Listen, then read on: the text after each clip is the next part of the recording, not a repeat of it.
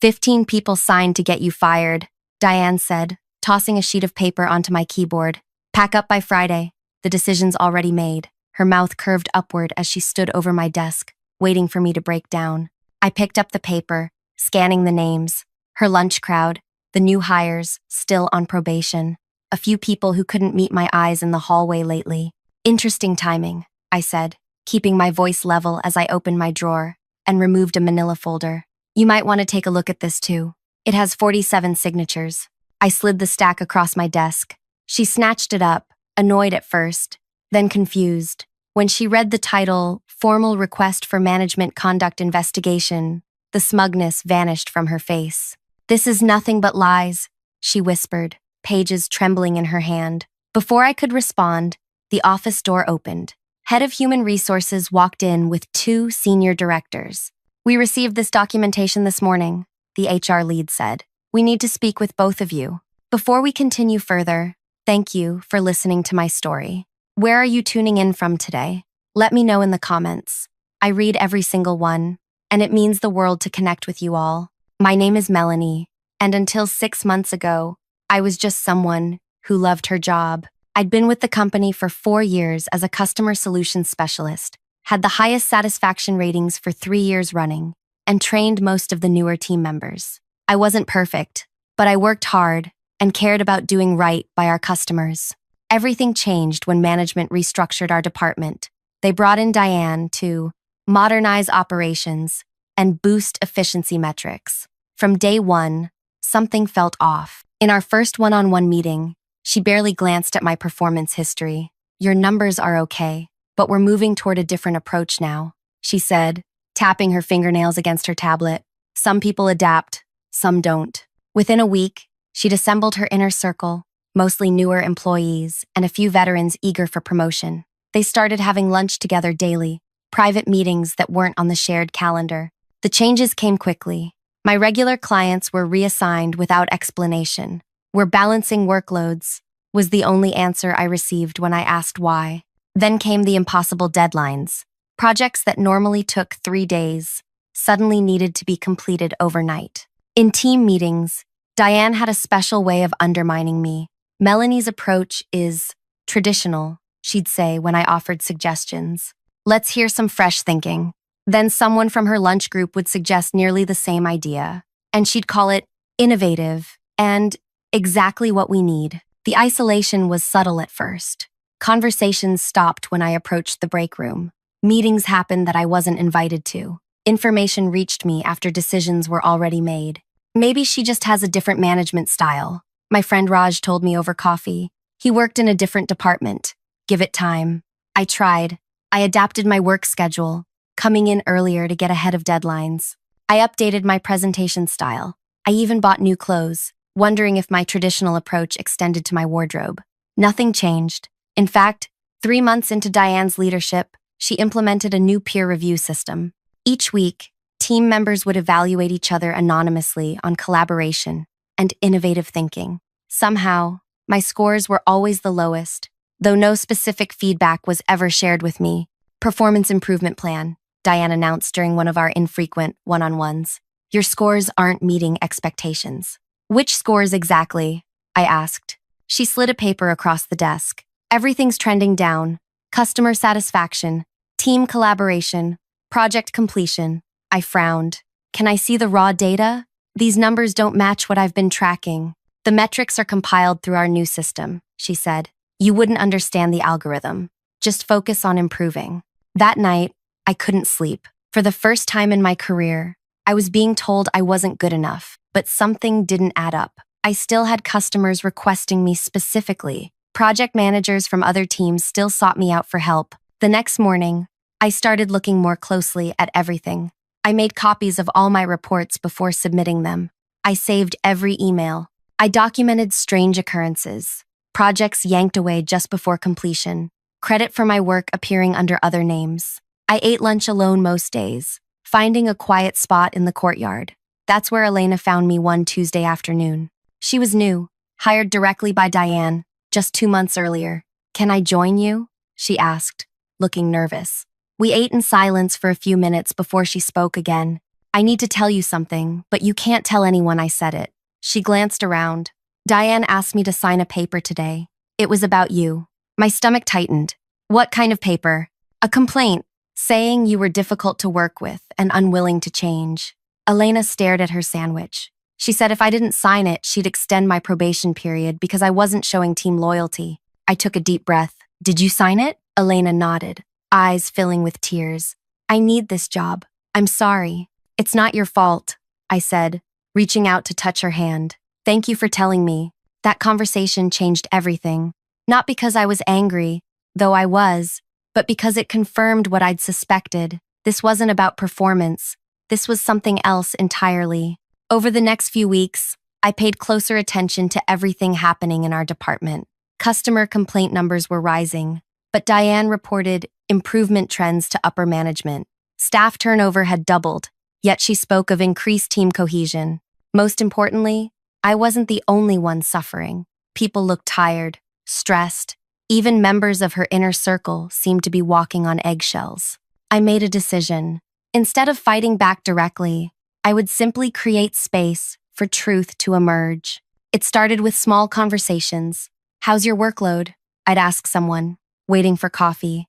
That seemed like a tough meeting. You okay? I'd say to someone sitting alone afterward. At first, people were cautious, but gradually, stories began to emerge. Thomas, with the company for 8 years, told me how his signature had appeared on reports he never approved. When I questioned it, Diane said, maybe I forgot signing. Made me feel crazy. Maria from accounting mentioned customer refunds that didn't match our stated policy. The numbers don't add up, but nobody wants to question it. Jamie, a senior specialist who'd been avoiding me for months, finally stopped by my desk late one evening. She told me, you said I wasn't pulling my weight, Jamie said. But then I overheard her telling Chris that I said the same about him. Each conversation connected to others. A pattern emerged of manipulation, data misrepresentation, and intimidation. People who questioned anything were isolated, then pushed out. I didn't set out to build a case. I just listened. But as weeks passed, more colleagues sought me out, sharing experiences that mirrored my own. Trust built slowly, but it built. Ollie from data analytics was the game changer. He stopped me in the parking lot one evening. I've been tracking some inconsistencies, he said quietly. Between the performance numbers Diane reports and what the system actually shows, it's not good. How bad is it? I asked. Bad enough that I've been keeping separate records for 2 months. He glanced around the empty lot. She's manipulating data to make herself look good while setting up certain people to fail. Can you prove it? He nodded. I can. And I'm not the only one with evidence. That weekend, I sat at my kitchen table surrounded by notes and began connecting all the pieces. By Sunday night, I had a clear picture of systematic abuse of power affecting dozens of employees. The question was, what to do with this information? My apartment felt too small suddenly, the weight of everything I'd learned pressing in on me. I stepped onto my tiny balcony, watching lights flicker across the city. In one of those buildings was the office where everything had gone so wrong. My phone buzzed with a text from Ollie. Heard from Kira. Diane's planning something big this week. Be ready. I took a deep breath of night air. Whatever was coming, I wasn't alone anymore. And more importantly, I was prepared. The next morning at work felt different. I noticed the glances, the whispers that stopped when I approached. Something had shifted. Midday, Kira, a recent hire who sat 3 desks down, slipped a note onto my keyboard when passing. Emergency team meeting called for Thursday. About you. Be prepared. That gave me 2 days. 2 days to gather everything I documented over months into something clear and actionable. That evening, I met Ollie at a coffee shop 6 blocks from the office. He brought his laptop and files organized with timestamps and user logs. She's created her own reporting system, he explained, voice low despite the ambient noise. The numbers upper management sees aren't from our actual tracking software. She inputs them herself. How many people know this? I asked. Not many. She's smart, only gives certain access to certain people. Nobody has the full picture except her. He pushed his glasses up. At least that's what she thinks. Ollie had been quietly building a parallel database, capturing the real numbers as they came in, and comparing them to what was reported upward. Customer satisfaction had actually dropped 32% under Diane's leadership. Employee errors had increased. Resolution times were longer. She blames specific people for these failures, Ollie said. But look at the pattern. The pattern was clear. People who questioned her. People who didn't join her lunch group. People with institutional knowledge who remembered how things worked before she arrived. People like me. She's creating a paper trail to justify removing anyone who might expose what's happening, I said. Ollie nodded. And she's almost ready to make her move on you. Kira overheard her talking about it. Kira's warning proved accurate. The next day, I saw Diane moving through the office, spending unusual amounts of time with certain team members. Her expression was different, more intense, more focused. By Wednesday afternoon, 4 different people had found ways to warn me. She's getting signatures. She's building a case. Be careful tomorrow. That night, I made the hardest decision of my career. If Diane was gathering signatures against me, I had a choice: wait for the attack or prepare a defense. I sent messages to 7 people who had shared the most serious concerns. We met at a diner far from the office, everyone arriving separately over the course of an hour. Ollie brought his data. Maria from accounting had documented financial discrepancies. Thomas had copies of reports with his forged approval. 3 others had documented patterns of intimidation. But it was Jamie who brought the most damning evidence. She's not just manipulating data, Jamie said, sliding a folder across the table. She's taking credit for other departments' successes while blaming her failures on us.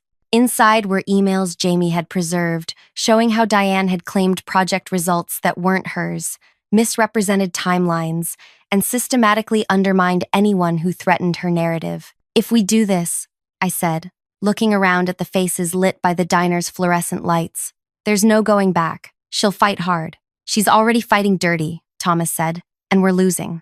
We spent 3 hours compiling everything into a clear timeline of events. Not just my experiences, everyone's.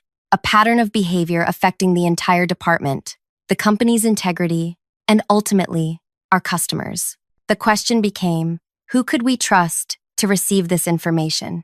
Not direct management, Maria said. They only see what she shows them. We need to go higher, Ollie suggested, and to employee relations simultaneously. By midnight, we had a plan. We would prepare a formal request for investigation with our evidence attached. But we needed more than just the 7 of us. People are scared, Jamie said. She's created an environment where everyone fears for their job. Then we need to show them they're not alone, I replied. The next morning, while Diane was in her weekly executive meeting, something remarkable happened. Word spread quietly through the department. Small groups gathered in the break room, by the elevators, in the courtyard. People who had been avoiding each other for months were talking, sharing, comparing notes. By lunchtime, we had 29 people ready to sign our request. By mid-afternoon, 42. The final count was 47 signatures, representing over 80% of the department. People Diane thought were loyal to her, people she thought were too afraid to speak up, people she had dismissed as unimportant. We submitted our documentation to the head of human resources, the chief operations officer, and the ethics committee simultaneously at 8:30 Thursday morning. Just as Diane arrived for work, I was at my desk when she approached, the petition in hand, completely unaware that wheels were already in motion. After she left with the HR team, the office was eerily quiet. I sat alone, my heart pounding despite my calm exterior. Years of work, my reputation, my future, everything hung in the balance. The investigation began immediately. First, they questioned Diane for 2 hours, then me. Then, one by one, people from across the department. By late afternoon, the truth was impossible to ignore. The data proved what we had all experienced.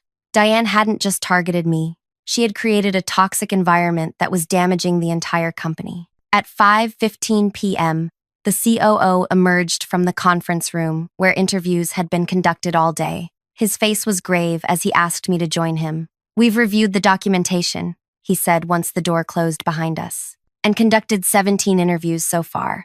I nodded, waiting. "I want to apologize," he continued. "This should never have happened, and we should have seen it sooner." "What happens now?" I asked. "Diane has been placed on administrative leave, pending a full review. But given what we've uncovered today, she will not be returning to a management position." Relief washed over me, but it was complicated by sadness for what everyone had endured. "And the department?" I asked. "That's partly why I wanted to speak with you," he said. "We need someone to help steady things while we determine next steps. Someone the team trusts." I thought about it for a moment. I think we need more than one person. This happened partly because power was too concentrated. That evening, I left the building exhausted, but lighter than I'd felt in months. The nightmare wasn't over, but the truth was finally out. As I walked to my car, I heard footsteps behind me. I turned to find Elena hurrying across the parking lot. "I wanted to say thank you," she said. "And I'm sorry I wasn't braver sooner." "You were brave when it counted," I told her. "That's what matters." The next week was surreal. Diane was gone, but the damage remained. Trust had been broken, not just in her, but in the company that had allowed it to happen. The HR team worked overtime conducting interviews, reviewing evidence, and assessing the full impact. The results were worse than anyone had imagined. Performance data had been systematically manipulated for months. Customer issues had been hidden. Employees had been pitted against each other through false information. 2 weeks after the petition incident, the COO called a department-wide meeting. He didn't minimize what had happened or make excuses. "We failed you," he said simply, "and we're committed to ensuring it never happens again." The recovery plan was comprehensive. A team of 5 department veterans, including me, would serve as an interim leadership council while a search for new management began. All performance reviews from the past 6 months would be reassessed. Every employee affected would have the opportunity to clear their record. Most importantly, a new system of checks and balances would be implemented throughout the company. "We want to create a structure where this kind of abuse cannot happen again," the COO explained, "and we want your input on how to build it." The healing started slowly. Some wounds were too deep for quick fixes. Trust would take time to rebuild, but there were immediate positive changes. The tension that had filled our workspace for months began to lift. People stopped whispering and started talking openly again. Ideas flowed more freely in meetings. 1 month after Diane's removal, I received an email from the COO requesting a private meeting. "We've been reviewing applications for the new department head," he said when I arrived at his office, "and your name has been submitted by multiple team members." I hadn't applied for the position, hadn't even considered it. "I'm not sure that's the right move," I said honestly. "For me or for the team?" He nodded. "That's exactly why many think you're the right person. You're not seeking power, but there's another option I'd like to discuss." The option was unexpected. Instead of a traditional management structure, he proposed creating a new framework, one where leadership was more distributed, more transparent, and more accountable. "We want to pilot it in your department first," he explained. "A system where managers are regularly evaluated by their teams, where data is visible to everyone, where decisions require input from multiple levels." "And you want me to help design it?" I asked. "We want you to lead it," he said, "not as a traditional manager, but as someone who understands both the frontline work and the importance of ethical leadership." I thought about everything that had happened, the isolation, the manipulation, the fear, but also the courage people had shown when they finally stood together. "I'll do it on one condition," I said. "It can't be just me. It needs to be a true team effort." He agreed, and we spent the next hour outlining a framework that would fundamentally change how the department operated. As I left his office, I passed the now empty space that had been Diane's. Through the glass, I could see bare walls where her credentials had hung, an empty desk where she had plotted against her own team. I felt no satisfaction, no sense of victory, just a quiet determination that what happened to us would serve a purpose. It would become the catalyst for something better. That evening, as I drove home, my phone rang. It was Raj, my friend from another department. "I heard they offered you a leadership position," he said. "Congratulations." "Thanks, but it's not what you think," I replied. "It's something new we're building together.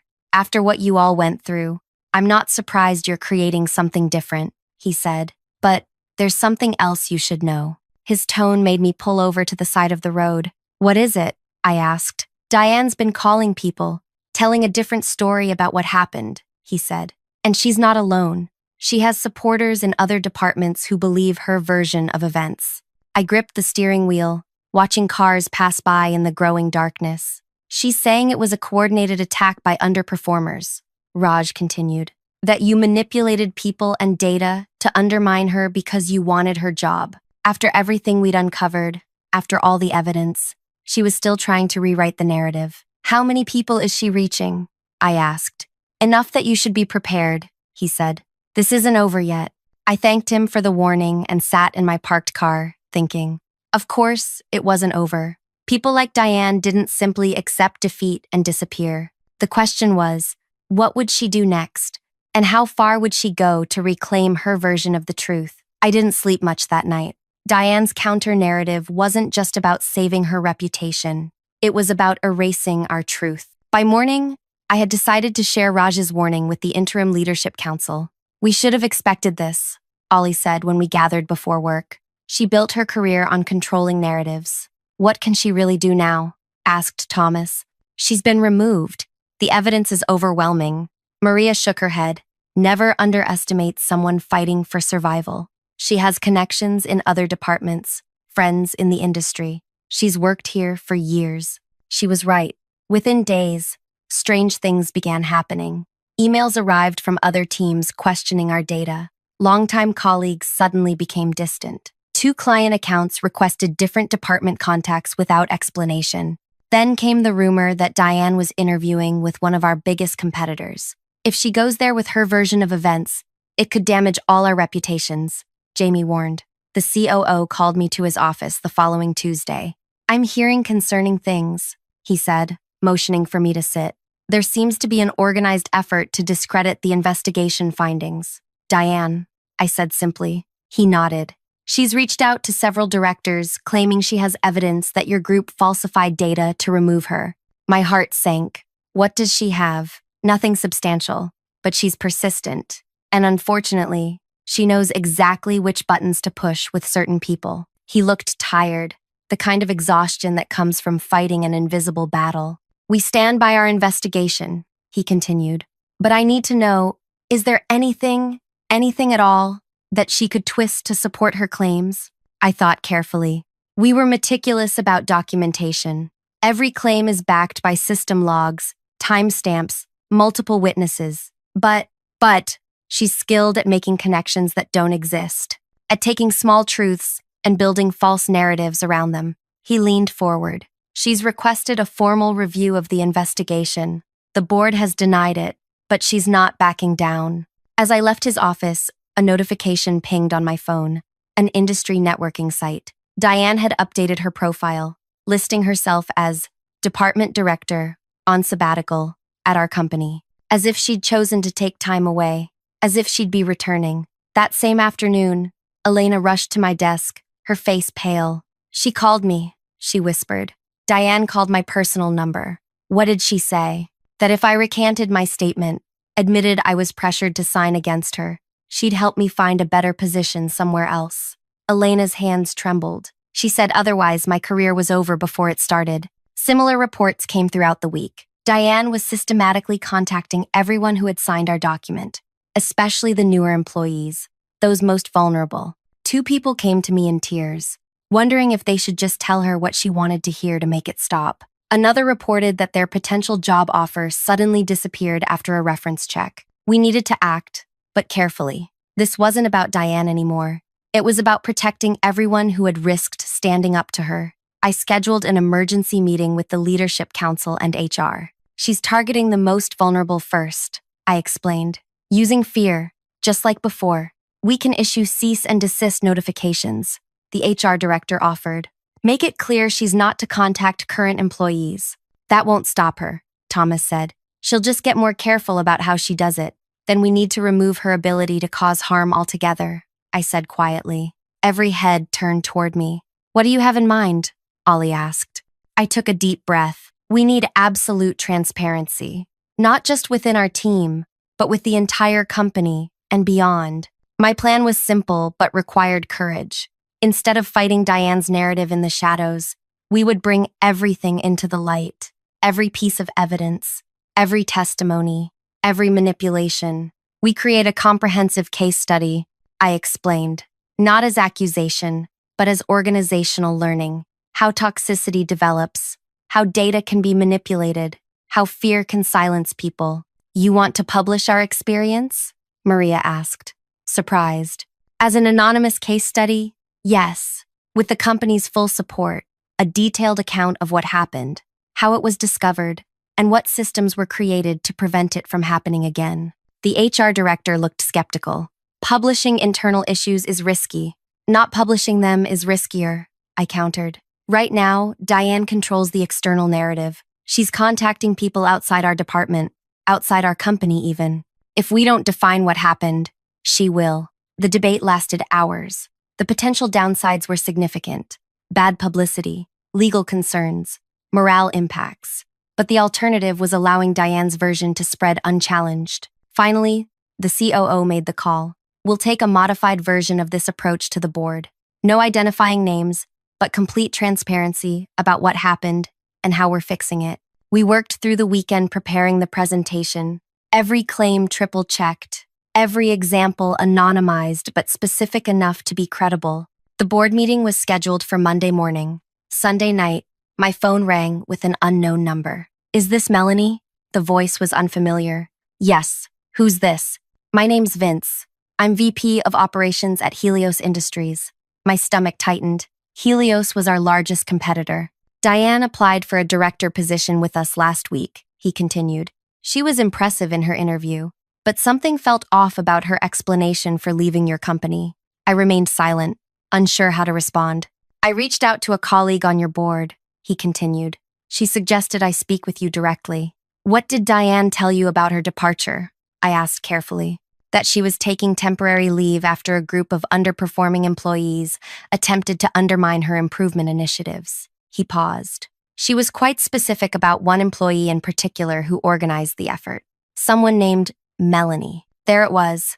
She wasn't just defending herself. She was actively trying to damage my reputation in the industry. I see, I said, keeping my voice steady. We've already extended a provisional offer, he added. Before we finalize, I wanted to get another perspective. This was my moment. I could tell him everything, show him the evidence, warn him about what Diane had done, or I could take the higher road and say nothing. I chose a third option. I think it would be valuable for you to review our upcoming board presentation before making your decision, I said. I can't discuss specifics, but we're presenting a comprehensive case study tomorrow on leadership accountability. I believe you'll find it relevant to your hiring process. That sounds intriguing, he replied. I'd appreciate that opportunity. The next morning, the boardroom was packed, not just board members, but department heads from across the company. And, at the COO's invitation, Vince from Helios Industries sat in the back row. For 2 hours, we presented the full timeline of events, the data manipulation, the targeted intimidation, the systematic undermining of team members, all anonymized, but thoroughly documented with irrefutable evidence.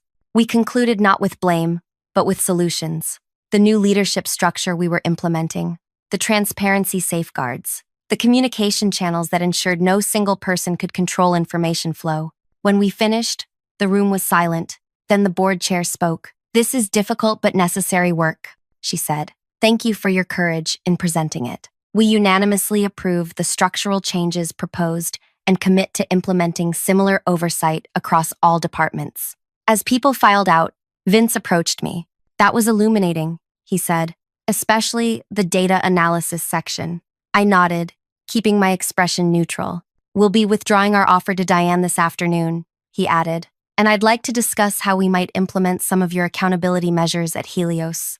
In that moment, I realized the true power of what we'd built, not just a defense against one toxic leader, but a framework that could transform entire workplaces. Within a week, our case study, with all names and identifying details removed, was shared company-wide as a training tool. A month later, it was presented at an industry conference on workplace ethics. By the end of the quarter, 3 other major companies had requested permission to use it in their leadership development programs. Diane never got another opportunity to lead a team, not because we blacklisted her, but because the transparency we created made her tactics impossible to hide. Her power had always depended on isolation and secrecy. In the open, she couldn't operate. We never heard from her again after Helios withdrew their offer. Some said she left the industry altogether. Others heard she took a non-management role somewhere with a fresh start. I wished her healing, whatever path she chose. As for our department, we thrived. The distributed leadership model proved so successful that it became standard practice throughout the company. Employee satisfaction scores reached their highest point in 5 years. Turnover dropped to record lows.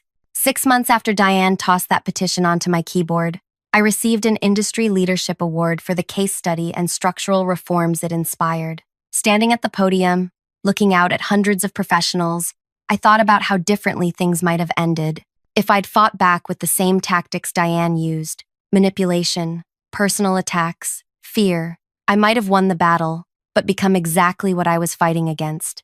Instead, we changed not just our workplace, but created a model that helped thousands of others.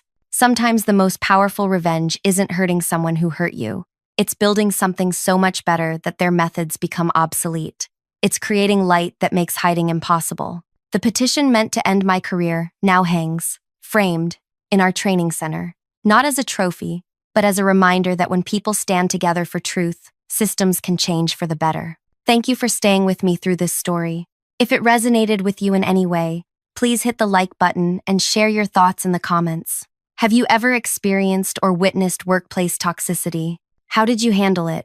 Your stories matter, and they help others feel less alone in their struggles. Subscribe for more real-life experiences that remind us we're stronger together than we ever could be alone.